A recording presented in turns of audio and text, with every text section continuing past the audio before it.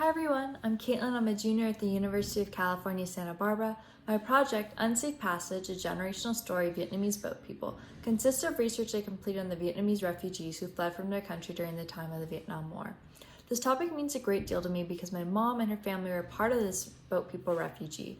As a result, the majority of my research includes interviews that I conducted with my mom, my grandparents, and a few of my aunts. My research question for this project is what drives people to leave their homes and risk everything in search of safety and a perceived better life?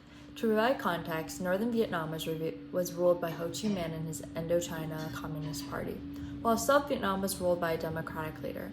The Communist Party began to take control of the South, and instances including my family, their gold, shops, house, all their belongings were taken by the communists. One of the most interesting aspects of the boat people that I could never shake my mind off of is how these people decided to leave their homes. They had no sense of security, they had no idea where they would end up, and on top of that, they were risking their lives by embarking their journey on these extremely unsteady and unsettling boats. The more blatant reason behind this decision is that there was no decision. Life was becoming so unbearable under Ho Chi Minh that any place was better than staying, even if it meant boarding an old rickety boat. Technical reasons included the growth of political oppression. Ho Chi Minh and his party rapidly grew in power, and so the South didn't stand any chance. Secondly, democratic leaders were sent to camps to be re-educated about the government's new ideology, and this re-education included a lot of torture, and so the South Vietnamese were trying to flee to avoid being tortured. Then last of all, of course, war was continuing, and a lot of Southern Vietnamese were tired of living in such turmoil, so they decided to leave. But family was one of those who were affected the most, unfortunately. The Vietnamese government targeted those with Chinese ancestry. I'm actually half Chinese, not Vietnamese, and my grandparents are both full Chinese. They just grew up and lived in Vietnam and consequently raised their children in Vietnam as well. But because they were Chinese, the government now had the power to take over their Chinese-owned shops, and they did exactly that. This was actually the last straw for my grandfather. As soon as his very hard worked for shop was taken from him, he decided that he would leave the country and take his family with him. So after a very long journey, my mom made it to the US. She resided in Highland Park, California, a city near Los Angeles.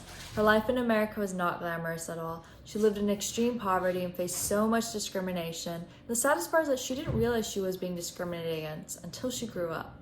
Classmates made fun of my mom for being poor. They would point out her patched up, worn out jeans or maybe her dirty t-shirts. Teachers would even make fun of her as well. My mom's Vietnamese name is To, and her teachers would ask her in front of the whole class why her family would name her after such a disgusting part of the foot. This is just a fraction of the discrimination my mom faced while growing up as an immigrant in Los Angeles. Completing this research not only helped me answer my question of what drives people to leave their homes, but it also opened another door for me: what effect immigration has on generations.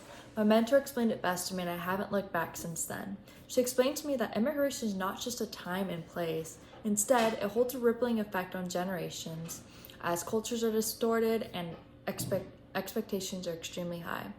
Coming from two distinct cultures, Chinese and Mexican, I struggled with my cultural identity all my life. The worst part is that I often felt outed, shamed, and excluded by my own family. When I was with my Asian part of the family, they would make fun of me for being Mexican, and then vice versa as well. Immigration plays a huge role in this culture distortion that I experienced, that my siblings experience, and so many other individuals throughout the world experience as well. Overall, my research has allowed me to learn more than I could ever imagine about my mom, my family, those in the same boat as my family, and more surprisingly, myself.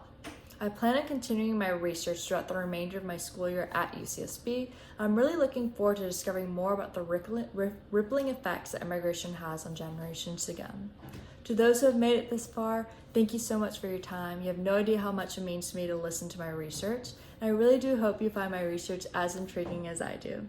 Have a great day.